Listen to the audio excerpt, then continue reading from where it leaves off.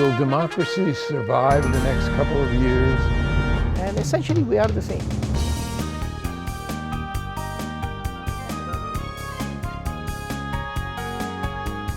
And there are so many needs that Minnesota has. What people are saying they need right now. Access to democracy is made possible by donations from the following organizations. Thomson Reuters, a global company with expertise and insight to unravel complex situations in the areas of law, tax, compliance, government, and media. Their worldwide network of journalists and editors keep customers up to speed on relevant global events. Thomson Reuters, the answer company. Crutchfield Dermatology, a full-service treatment center in Medi-Spa in Eagan. Their goal is to help you look good and feel great with beautiful skin. With service built around courtesy, dignity, and respect, Mayo-trained Dr. Charles Crutchfield personally treats each patient and is acknowledged as one of the nation's best physicians. Firefly Credit Union, with locations throughout the Twin Cities, has proudly served Minnesotans since 1925. Firefly guides its members forward by delivering customized financial solutions to improve their lives in all aspects of banking. Firefly Credit Union, they light the way with life illuminated. Edina Eye, Physicians and Surgeons, a division of Twin Cities Eye Consultants, has proudly served the Twin Cities for more than 55 years. Now in 7 convenient locations.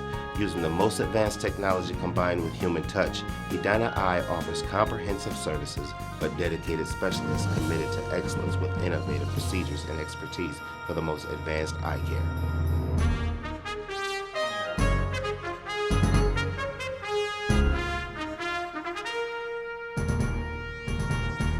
Welcome. Access to Democracy returns. Alan Miller here, and we have a return guest. It's been far too long since he was with us last time. Tim Quady of Blue Rhino Studios. Studio. One studio. I can't get it straight. You are so worldwide known at the moment that I think of you as every place. Nice.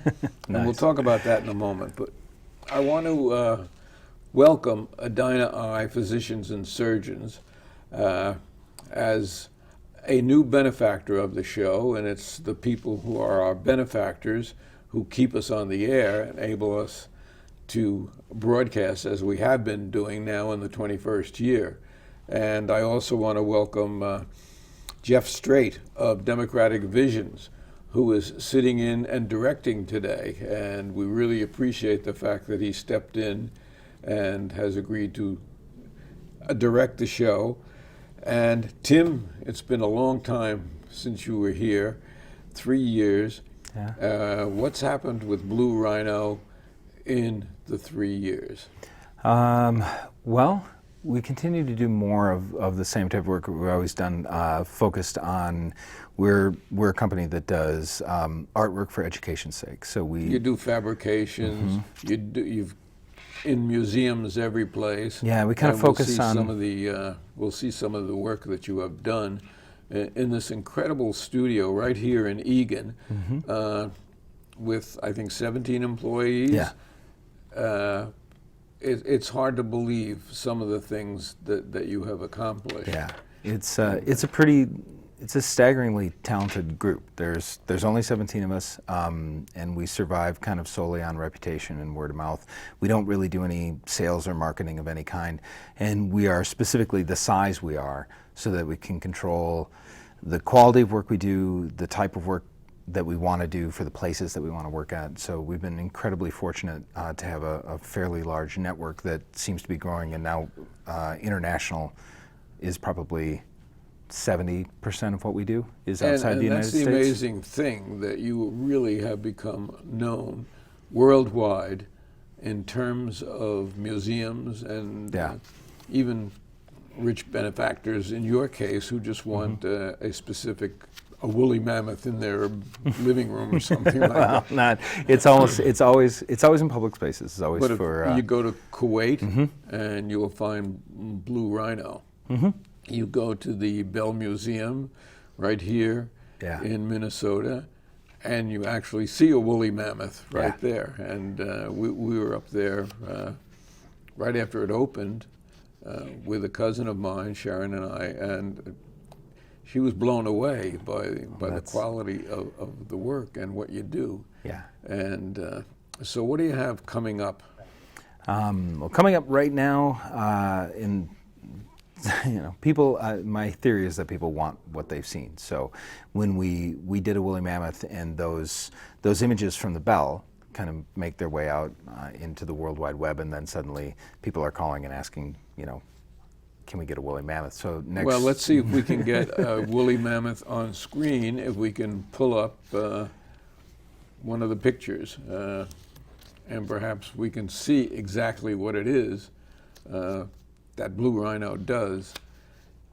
If you can hoist picture number 1, there we go. Okay. All right. Well, that's in the studio. That is the woolly mammoth that ended up in the Bell in St. Paul at the University of Minnesota, which was a really massive treat for us. We do work now all over the world, but we don't always get to see. People like our friends and family don't get to see what we do. So it's nice to have something right here in town and to do something with an institution that everybody at the shop grew up going to the Old Bell Museum at the Minneapolis campus. So And this was really the quite- last time you were here, we talked about, and we don't have a picture of it for today, but Star Tribune had a very famous globe Yeah. that had been not used for years and years, and required not only refurbishing but practically refinishing. And Yeah, I to a know degree. that you spent 400 hours Sure. restoring that globe, and it now sits proudly in their building. Yeah, yeah, and that's one of the nice things about being the size we are and having the group of people that we do that have a variety of skill sets, so we can be nimble and we can work on the jobs that appeal to us. So refurbishing, a historic piece is not really what Blue Rhino does, but when somebody that I know calls and says, "This is what we have," and it was a hand-painted globe by Rand McNally, and well, we'd like to be involved with that. So, And you were. yeah, yeah, And so there is a certain uniqueness of everything that you people yes, do. very much so. It's, you started out really, I think, ready to go into investment banking. Oh yeah, And- no, not banking. My father-in-law was a financial planner, and if your daughter is going to marry someone who says they want to do artwork for a living, you start trying to talk them into doing something maybe a little more responsible than that. You certainly fell off that wagon. Yeah, very well. It wasn't anything that I ever got into. The working with people is kind of my favorite thing to do. So certainly anywhere in that, any job that would have me doing that, I'm sure I would enjoy very much. But it was the creativity aspect and also wanting to decide what I wanted to do and surround You had myself a with vision, people who and do you that. were a person who's been able to live that vision, to unbelievable success and worldwide recognition. And if your father-in-law is still with us, what would he say today? Oh yeah. Well, I think he's quite happy that I decided to do what I'm doing. I talk a lot to people about the get to and have to of the world, that a lot of people have really great jobs that on Sunday night they lay in bed and talk to their spouse about what they have to do during the week. And my job has a lot of stress and a lot of pressure and a lot of everything. It's still a job, but in the end, every Sunday night I start to think about all the things I get to do during the week, and that's a huge difference. And tremendous satisfaction Yeah. also. It's Yeah. not one of the people who says Monday morning, oh my God, I have to go back to the office. Yours is a whole different approach. Yeah, and like I said, it's running a business and everything. But I've surrounded myself with people who are just frankly better at it than I am. So I'm not in the studio very often. So anytime you see, I'm usually the face of the company. I'm the one who's explaining what we do and showing pictures and everything. But when you see photos of what we do, it is very much not me. It is the people in the studio who do they're just amazing. So if I'm working on early design work for a project, most of the time, wherever I'm working with a client and starting to head down a road, what we complete is a version of what that is, but it's almost always like the best possible version of what I had in my mind. Now, like with the woolly mammoth, how do you recreate the skin, the fur, the tusks, things like that. Yeah. Well, there's a lot that goes into it.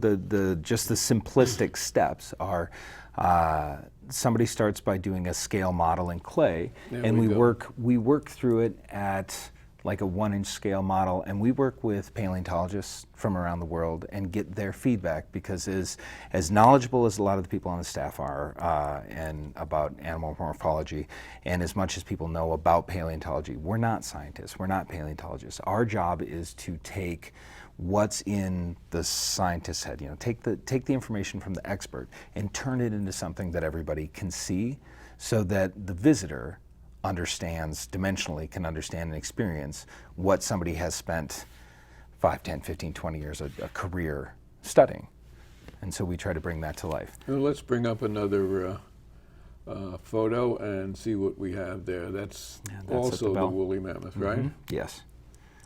And Yeah, so that's, and this is not necessarily a dissimilar process, but it's a very different application. This is at the Biomuseo in Panama City in Panama, and we worked with the architect Frank Gary's office, with the Biomuseo team and their designers, and then there was another design group involved, Bruce Mao, and then another man named Orisman. It's a large group of people that came together with a general concept of having these different sections of plinths coming up out of the floor to house these different animals. Some are contemporary, some are prehistoric, but that gallery talks about, as the Isthmus of Panama rose, it created a land bridge that allowed animals, throughout history now, to scatter north-south from there. And so this was kind of creating the chaos and the variety of different animals, and so they're all moving in different directions with purpose, interacting with each other,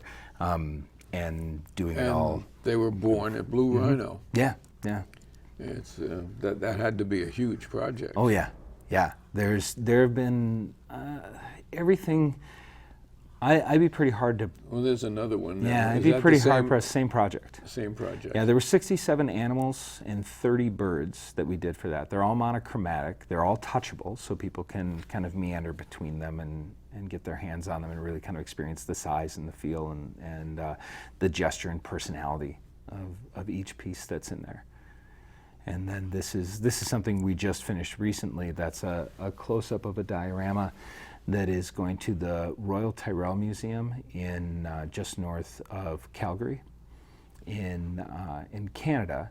And there's 2 separate dioramas, and they talk about what that area that now looks very much like. What are we looking at here? It's a prehistoric primate whose whose specific name I don't remember off the top of my head. I'm sorry. But we did 2 separate dioramas that show during the Pleistocene and then during the Miocene. This is what this area of Canada looked like. Yeah, let's not rush those photos. So now like this that, one, yeah, that piece, that's a pantodont, and it at the time was one of the largest animals during the Paleocene, and it's something that I don't know as if anybody has done a flesh restoration sculpture of one of these. And so the paleontologists they're kind of, at that museum, they're kind of the experts on these animals. And so we're taking what their understanding is and what's in their mind and fleshing it out and turning it into the young woman on the left there, can we have that picture back, please?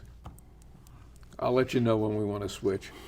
That young woman on the left is not prehistoric. She's not. She's one of the artists at the studios. That's Carmen. We met her while we were working on the bell. She was a grad student at the University of Minnesota, and she came in kind of like more or less as an intern, a little bit working on the pieces at the bell, and she's absolutely fabulous. So after she graduated, she came back. She did a lot of the plants and everything in the foreground of that piece. Now, what's the skin of the animal? Well, that is sculpted epoxy, so it looks like fur, but it's actually a hard plastic is not the right word, but it's an epoxy. You can wrap on it, and it's plenty solid. But it between the sculpting and the painting, it really does have the look of something that's very soft And so you can see the mane, that's synthetic fur. So if we add little bits and pieces of actual fur or synthetic fur or something, that helps the rest of the piece, which couldn't be fur.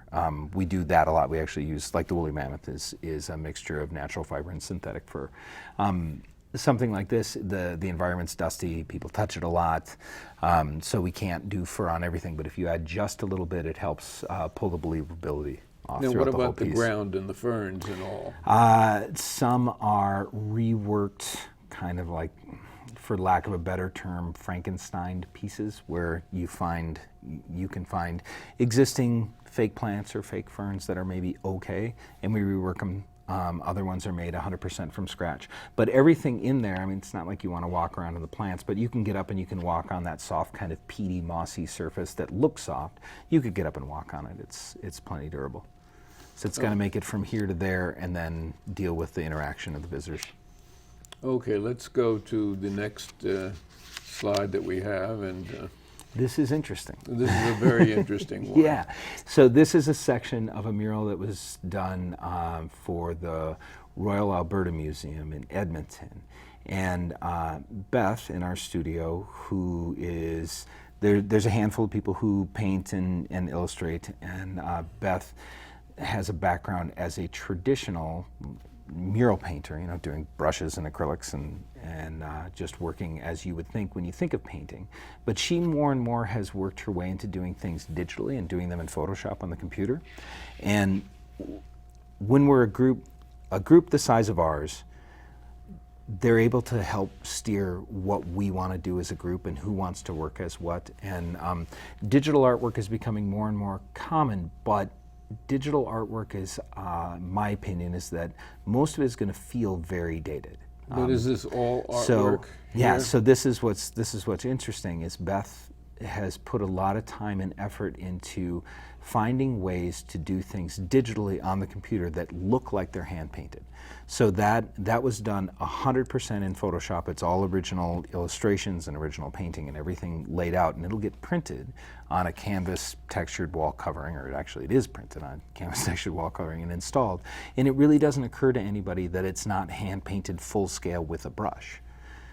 So it's trying to find, if we can use newer materials, newer technology, anything digital, if there's a way for us to develop what we do to make it more efficient, more cost effective, but not change the craft of it and not change kind of what you want to see as our feel of what should be in museums, a little more timeless. And how long does it take to do something like that? That one I think she probably spent 3 months on. It's massive. It is 68 feet long and 13 feet high. So that's just a very small section in the middle of it. I mean, I think that is maybe even less than 4 feet by 4 feet. And this is in where? Saskatchewan, did you say? Edmonton. Edmonton. Mm-hmm. And okay, let's see what we have next. Yeah, that is just a different detail of American lions from that same diorama, but the same mural. But again, everything on there is more or less hand painted, but digitally with a brush. So all the grasses, all the plants, the fur, and everything. And who do we submit that to see if it passes muster? Most of the museums we work with have a staff of paleontologists. And so they are reviewing everything that we're doing, and Beth is one of the people on staff who has a really good background in paleontology and understands a lot about prehistoric animals. But again, we'll get things as far as we in the studio are capable of doing, but we're always relying on the experts. And then even in the paleontology community, there's going to be differing opinions on what things would look like. So we're always defaulting to the museum and their experts. From time to time, they don't have the right person on staff, and so over the years we've kind of built up a network of friends who we can reach out to and ask for feedback on this or feedback on that. And people are really, really, really good about wanting to look at models in production. Yeah, tell us what think. something looked like eons ago. Yes, yeah. They're going to have a way better idea than we are. It's really incredible. Now, Blue Rhino is located right here in Eagan. Yes. Where? 3277 Sun Drive. So kind of Highway 13 and Yankee Doodle, really close to that. And I know that you do have tours at times, and you do have students come through at times, and people can go over there and take a look Well. if they arrange it. If they arrange it ahead of time. Yes and no. We're not kind of like open to the public, and there's certainly groups who come through, but it usually has to do with projects and jobs and things of that nature. People come from overseas yeah. to look at what you're doing and to order a specific project Yeah. for themselves. Yeah, and so it's we're a private company and it runs like a company. I think that we are probably a little more interesting for for an average person to just wander around through. But I think that if we had like open tours, that is what my full-time job would be. I get asked a lot. There's always something pretty fascinating to see. And that's not where the money is, leading tours. Well, The money that's that's a little creating difficult. the Yeah. art and do we have I just saw the factoid about 16,000 square foot studio, and that's where you work. Yeah. Can we bring up the next one? That's the woolly mammoth again. Yeah, Okay. more same mural. This is part of that same mural again. And And that's a close-up from that project in Panama. Now, the project in Panama, that's just one gallery. Over the course of, I think, 5 years, we did a number of different galleries and a number of little standalone pieces for them. That seems to be real common for us. We start working with someone, and the museum community is just filled with passionate, exciting, just fun people. And so when we do something fairly major with somebody, it seems that the next thing they want to do, they come back and have us do that, and a few years later have us do that. They wanted this done in white. Yeah, and this is what's interesting, is we're really open and we want to be part of a team all the time, because there's certainly, whether it's me or our group or somebody else in our group, has a really hard opinion on this is what I think this should be, this is what this is going to be. And we pushed back against those folks quite a bit, where they said they wanted all the animals to be monochromatic. Yeah. And to us, it's like getting like right next to the finish line and then just quitting when they're primed. Like, oh, these could be so cool. But we really didn't have their full vision out of the gates. So when you go in there, there's 67 animals and 30 birds. It is chaotic. And then the walls are this and it's just gonna be huge. Yeah, oh, it's massive. Yeah. And then the walls are this massive tone-on-tone bright green graphics. So it actually, in the end, it's really, really strong having those animals monochromatic. So it feels kind of like one cohesive sculpture. There's plenty of action happening, but if everything was full color, it'd be really hard to focus on it as one piece. So it's nice when other people kind of push us ways that we maybe wouldn't go originally. Do we have another picture? Actually, you were good enough to send over too many, almost 100 pictures of your work, but it actually broke our machine. Yeah. Now there's a really interesting. Yeah. So these are really fascinating. It's called a Quetzalcoatlus, and it is the largest things that's ever flown. These are in a museum in Kuwait, and we did a series of 3 flying Quetzalcoatli and then 1 standing.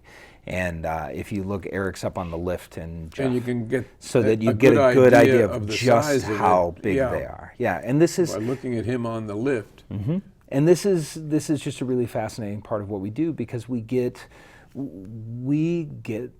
this great opportunity to talk to some of the leading experts in the world on things. So Quetzalcoatlus, like a woolly mammoth, there's a lot of information out there. There's a lot of consistent information out there. There's a lot of people who agree on what they look like, how they lived, how they moved. Quetzalcoatlus has less information on. So when you start doing research, there's a lot of conflicting points of view that you get on how big they would be, what they would look like. So we ended up connecting with a guy named Dr. Michael Habib out of the Los Angeles County Museum, and he was just a font of knowledge and helped steer those things to the point where I think everybody sort of feels like those are the most accurate depictions of those done to date. And that's kind of what the goal will always be for what we're doing. Do we have any other photos? Or is that it? No, that's it. unfortunately. Sorry. You sent over, Sent too you sent many. over so many. No, it wasn't. It's our equipment was not able to handle some of the really, really beautiful ones that I had picked out. But Well, I can show you more later. so what do we have upcoming? Or Upcoming. current, let's say current projects first and then upcoming. Okay. Well, currently we'll be installing another woolly mammoth in Plymouth, England next week. The week after that. How do you get it there? It breaks, well, that's a lot of what we do. There's a lot of artwork involved that you don't see when it's assembled. That woolly mammoth needs to break into parts. It needs to ship safely in a sea container from here to there. It needs to be able to be carried through the building, through whatever size doorways they have, and deal with spatial limitations. It has to be lightweight so we can do all that work and assemble it quickly and hide the seams. So you have to take a whole team over there with you. Two of us. Just two of you? Two of us. Two of us will go do it, and it'll take a day. There's some folks on site who will help lift a couple pieces for 15 minutes, but the engineering of how things split and travel and ship safely and assemble, there's a whole aspect of what we do that I think is amazing that no one else really gets to see or appreciate. So Woolly Mammoth 2 is going part. to England. Yep, Plymouth, England, and then after that we'll be in Drumhuller, which is north of Calgary, installing the two dioramas. You saw a picture of one of those. And then we're currently doing some design work for a project in Singapore. I'm hoping we will start a new project in design work in Abu Dhabi after that, and then moving into fabrication on one or both of those. We're doing a series of bronze animal sculptures and replica pieces that are going to a place in Edmonton, a full-size Tyrannosaurus Rex for the Field Museum in Chicago. I mean, it's kind of an exciting time to be hanging around the studio. And, yeah. And all these things could be going on at the same time. Oh, yes. Different people working on different. Yeah, and everybody, there are certainly folks who have specialties within the shop. If we're building structural elements, there's any one of these 4, 5, 6 people will be heading up that aspect. If we're sculpting something, it'll be one of these 4 or 5 people who are painting something, you know. So people have kind of specialties, but everybody crosses over in the middle. And so everybody has to be incredibly versatile and able to do something, even if they're the best at this one thing. They also need to be able to do 10 or 12 other things because we're perpetually motoring around and people are jumping from project to project. We've been talking with Tim Quady, who is the CEO of Blue Rhino Studio, right here in Eagan, and sharing with us some of the incredible work that they do. And we're going to have you back, and I'm going to see that we can get more photos in the interview than I had lined up 20, and I guess we saw about 6 here. But I wanted to thank you so much for taking the time out. Thank you for the interest. And really sharing with us the expertise and the incredible expertise worldwide of Blue Rhino Studios. Well, thank you. Studio. Right. I insist on okay. doing it. Thanks All right, so hey, much. thank you. So.